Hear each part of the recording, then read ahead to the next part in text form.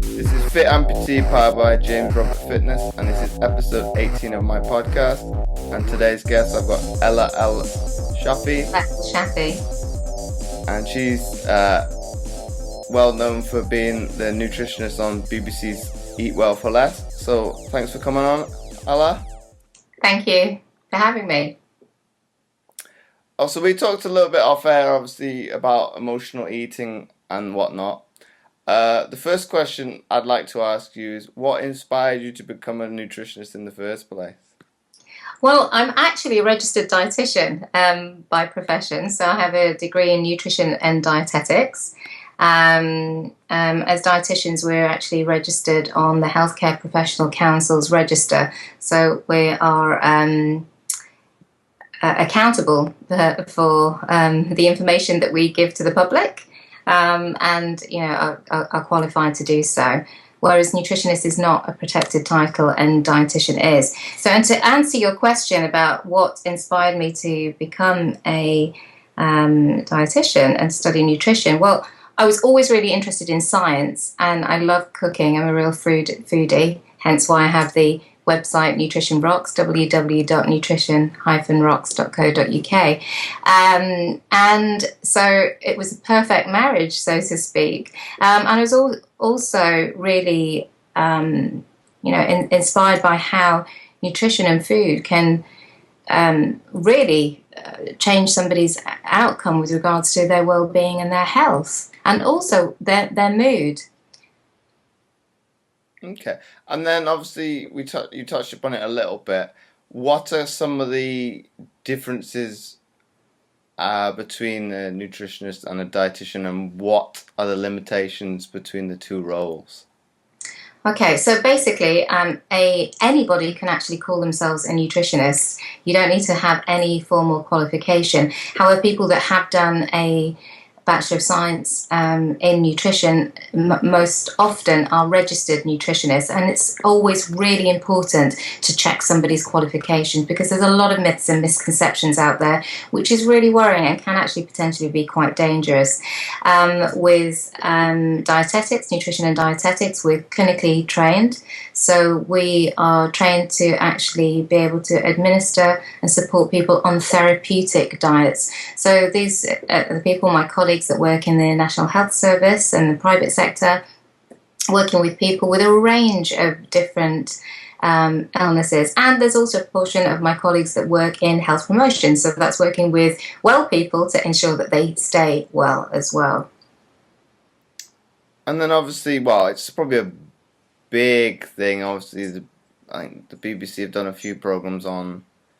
I think the title was Clean Eating, and I was under the interpretation, obviously, reading that title, I was thinking, okay, it's going to be a program talking about, obviously, following the trend of, say, what was on the BBC with Eat Well for Less, Channel 4's Food Unwrapped, and programs like that, and going down the route of obviously changing people's perception of food and things like that. And it was completely the opposite, and it was looking at, as you said, looking at how social media plays a big part in people's nutrition, and people who are not qualified giving advice and kind of going down that route. You're thinking, and they were kind of going down the route, obviously, of people prescribing, say for example, Atkins as a form of weight loss. Okay, over a short period of time, as you'd probably attest to, any diet will make you lose weight anyway. But that's only part of the story, and that's in the short term. And then obviously they were looking at, for example, cutting out food groups, and obviously in the short term it's not the greatest thing to do, but long term, obviously these were people who had eating disorders, and obviously from a psychologist's point of view, obviously they can see that they've got a eating disorder as a result of doing this. but then obviously because that person isn't qualified to kind of instruct a person on how to eat healthily and obviously go in the right way about losing weight in a manageable way, obviously that person is also becoming going to go down that same route, which is probably, I was quite shocked. And obviously to come to my point from that is obviously it's probably a societal misconception, obviously, because obviously that person's ideas are being taken on board by other people, because obviously, I don't know, they've got X amount of followers, say 50,000, and obviously people in this day and age obviously are put on a pedestal because they've got that social engagement, which in fact, when it comes to obviously health, okay, I could understand if they've got the backing and the scientific proof and obviously the education that they've put aside to get to that level. Okay, that's somebody I'd trust. But whereas it's probably a misconception what people have, okay, that person is popular, you must know what they're talking about. Yeah, I mean, and that just shows what kind of world that we're living in at the moment. It's really quite worrying. I mean, the first thing I'm definitely going to put out there is that I absolutely hate the term clean eating. I mean, what does that even mean? You know that you've left it by the bin. That it's ridiculous. And for me personally, because my background is in eating disorders, I worked as a specialist eating disorders dietitian for quite some time, and also as a specialist bariatric dietitian, so working with patients that have severe obesity and having to have gastric bypass, gastric banding surgery. They're the two extremes.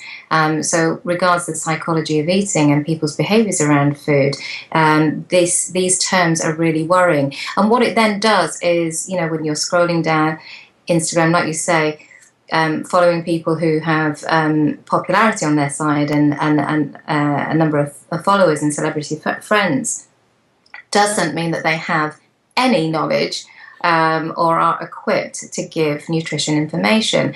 And the problem with this is that what they're selling and what they're perpetuating is perfectionism, which is not something that is advisable, sustainable.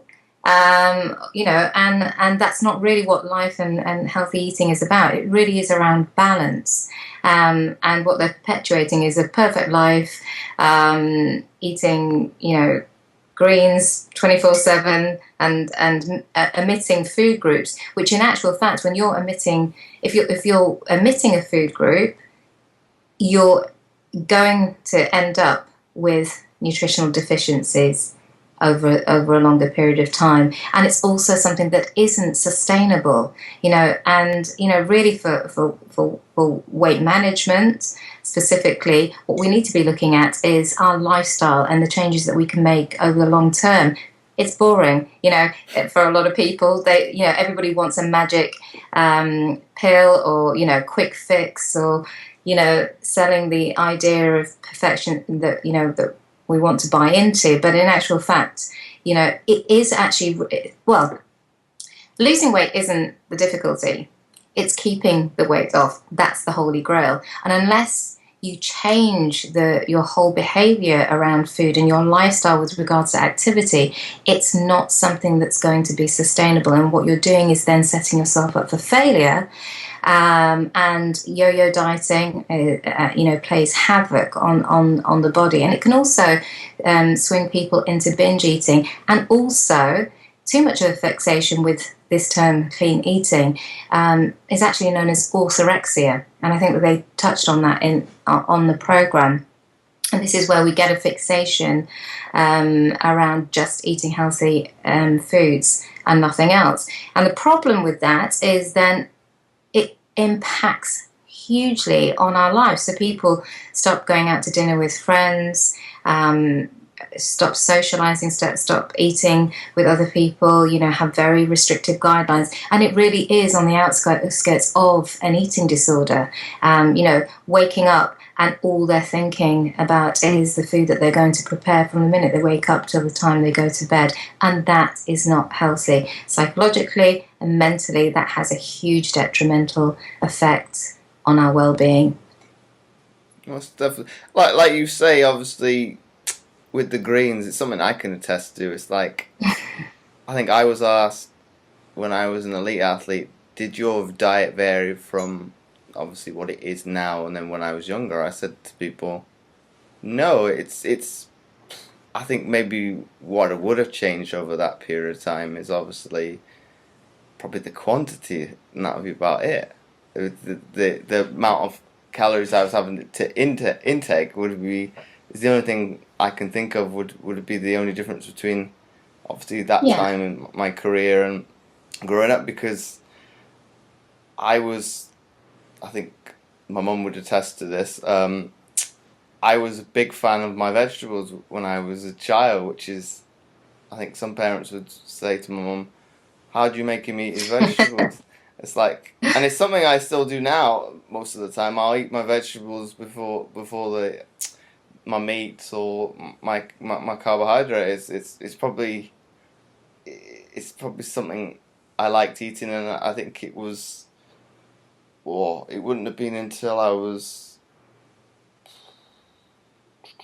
can't think how old, but it wasn't to my christening that I'd seen a bar of chocolate. So I didn't know what to do with it. I think, what's this? It's not a vegetable. What do I do with it? So I think it's obviously, like you say, it's a mindset thing, and obviously, and I think they've got research to that I've seen recently. Obviously, what you like and you dislike now in terms of food is based on your genetics, which I found quite interesting. So obviously, if you come back to me with obviously liking vegetables, it must be something to do with something related to back in somewhere in my family tree that first, well, going back probably hundreds of years, obviously food wasn't as accessible as it is now, and obviously things were more seasonal. You had more seasonal veg, whereas nowadays we can have whatever fruit and veg we want year round, which is kind of not a good thing, because obviously the eating patterns, as you say, have changed. We're not eating foods that are associated to where we live, and that like And then I've got a question from one of my followers, Wendy Roberts. She asked, quinoa used to be a superfood. What do you think of it in terms for IBS? Okay, so, well, first things first is quinoa is not a superfood, and neither is any food. Superfood is actually a marketing term.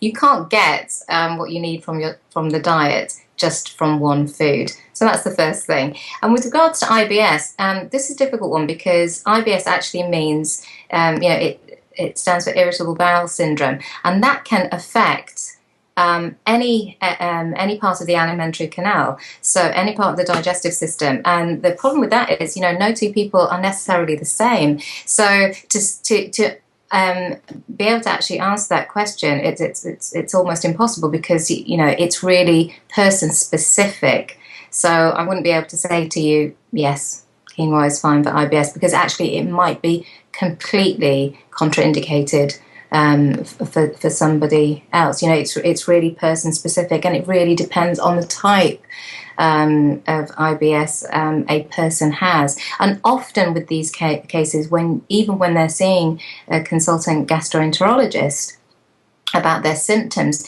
even they don't know. And actually what needs to happen is that they need to keep a food and symptom diary. So over a period of time, it would actually be trial and error to find out how that particular food affects their digestive system. Also, stress is a huge factor, particularly with IBS, and it can affect people differently as well. And then obviously, as you touched upon, obviously IBS well, it's still, they found no cure as to, well, no, there is no cure for the disease, but then also, like you say, it varies from person to person, and what the root cause of that particular Exactly.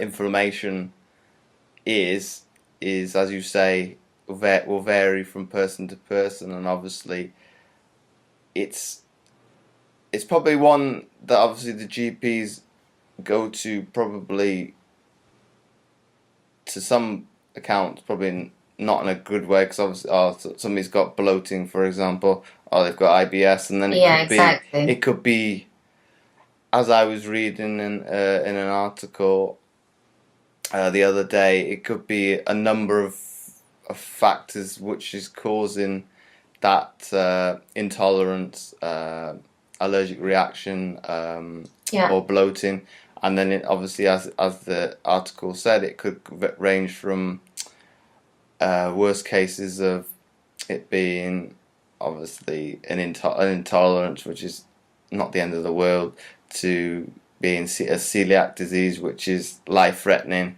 to obviously even more severe of obviously bowel cancer and that, Yeah. like, so it's obviously, as the article said, it's probably gone to a bad thing in this day and age, and obviously a lot of people go about self-diagnosing themselves, and which Yeah. is probably not the best idea, because you could Google um, You can Google anything anything, and these you'll days get. and self-diagnose and scare yourself half to death. But it is really important, like I say, to be in front of the right people, have the right information, and really get in touch with your own symptoms, and keep a food and symptom diary, because that actually will be the clue to really helping to alleviate and helping your healthcare professionals help you back. And the next question I've got from Piers Wilkinson is, his question is, on a budget of £10 to £15 a week, is there any suggestions on how to eat healthier as a student? Oh, okay.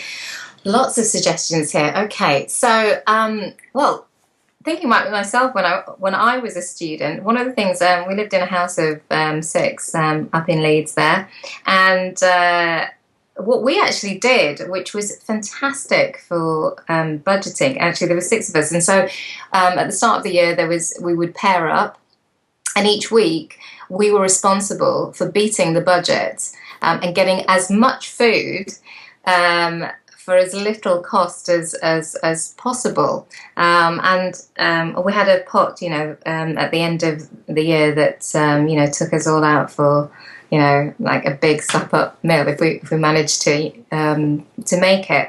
And that was really helpful, because the first thing for a student, if you are living in a group house, shared accommodation, as most people are, if you can do that and actually do a collective shop, your money goes a lot further, and actually buying for more people is much more cost effective than just buying for one. That's just fact. So that's the first thing that I would say. If you can group together and do that, that's great, particularly if there are buy one, get one free offers in the fruit and veg aisles and the meat aisles. I'm not talking about necessarily the processed foods that are out there, or the Haribos. So that would be it. If you can buy in a group, that's the first thing. Secondly, you'd already said this when we had our brief chat before, have a list. And also, don't just be, supermarket specific. Be a little bit savvy. Go around, check it out, and have a look at what offers each of the supermarkets, are offering each week, because they do change it, and that can make a huge difference to your savings and your budget.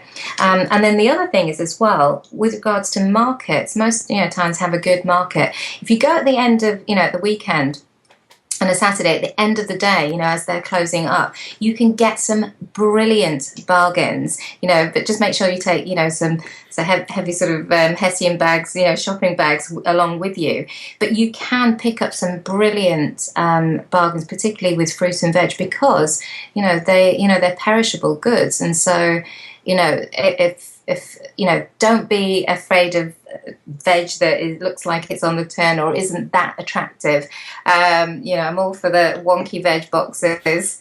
Take care of those ugly carrots because they're all the same when you dice them up, and putting them in a casserole or something. And then the final question I've got for today: is it always better to make it your own? The example being rice pudding versus shop bought. Yeah. Okay. Well, I mean, the thing with that is, I mean, I guess the straight answer is yes, because what you're putting. You know exactly what the ingredients are, unless of course you're going to put 10 tons of sugar in there and half a tub of clotted cream as well. Not so much. But yeah, absolutely. You know what you're cooking. Also, from a cost point of view, it is cost effective if there is more than just one of you. Because rice pudding is not really an easy thing just to cook for yourself. Either you've got a big family or friends. You can have a rice pudding dinner party or something. But yeah, it's cooking for yourself means that you've got control of what's going in it. So that would always be my number one. But there are also some really great pre-packaged foods. You just have to look at the labels. You need to look at the ingredients list. The more ingredients there are in it, might raise a few eyebrows. And also the higher up the list that you see things like sugar and fat is a good indicator of how much there is in that particular product. So if it's, second or third, it's pretty high. Okay, well, that's definitely something to take on board. And it's something you brought up on the Eat Well for Less, obviously about the traffic light system, and I found quite interesting. Obviously, you said it refers to what was it? An average woman, yeah. It was like, well, why do they do that? And obviously, that's only a proportionate half of the population. It is very well spotted. Yeah. Yeah, you're right. I mean, my personal viewpoint is that labeling still has got a hell of a long way to go, and I still think that it's not particularly clear. And I think, like I said on the program, when you're looking at these foods, most of the time they're giving you that information in 100-gram measures. We don't eat food in 100-gram measures, and actually what they really need to be is really transparent and saying, if you eat this meal for one, that you've just purchased, this is going to give you X, Y, Z. And actually in your total daily intake for a man or a woman, this is, either half or a quarter. People can quantify that, and I think it just needs to be much simpler. And also remember, it's not just one food or one meal. It's in context of what you're eating in the whole day. So even if you are purchasing a meal or eating a meal that is higher in fat, for example, or that bit higher in sugar, it's not necessarily a deal breaker because it's actually what you do most of the time. And that's the key. And I think that's where a lot of people miss the point or think that they've messed up, when in actual fact it really is about the bigger picture. It's not just one meal, it's what you're doing over a day, over 7 days, over a month, over the year. That's what's going to make a difference to your well-being and your health overall. That's quite an interesting point. I think we'll wrap it up there. So thank you very much for taking the time to come on the show. It's a pleasure. Thank you for having me. And if anybody wanted to get in contact with you via social media, which would be the best way about them doing Okay, if they wanted to get in touch with me directly, they can get in touch with me via Twitter, which is at Hala EL_SHAF for Freddie IE. Or also, actually, you can just log on to my website as well. There's a contact there, and that's Hala El-Shafie with the hyphen in there somewhere, .co.uk. Actually, if you just Google my name, it will come up there as well, and people can there's a contact page if you wanted to reach out. I'm incredibly busy, thankfully and gratefully, but yeah, I always do try and answer people's questions as well as I can be, or at least point them in the right direction. There's also a Facebook page. If people want to come and join the Facebook page, you're more than welcome. Then we've got recipes on there as well. So once again, thank you for coming on the show. Thanks, James. And for everybody else, this podcast will be aired every Thursday. So until then, I will see you next week.